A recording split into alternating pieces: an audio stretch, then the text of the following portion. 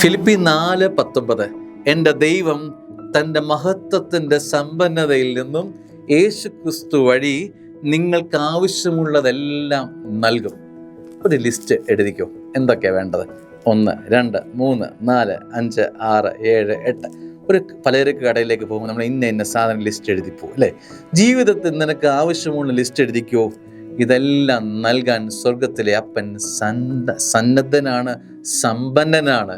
എൻ്റെ ദൈവം തൻ്റെ മഹത്വത്തിൻ്റെ സമ്പന്നതയിൽ നിന്ന്, ആ ട്രഷറിയിൽ നിന്ന്, ആ കൂമ്പാരങ്ങളിൽ നിന്ന് എൻ്റെ ദൈവം, അസമ്പന്നനായ ദൈവം തൻ്റെ മഹത്വത്തിൻ്റെ സമ്പന്നതയിൽ നിന്ന്, ആർക്കുമില്ലാത്ത സമ്പന്നത നിക്ഷേപങ്ങൾ അവിടെയുണ്ട്.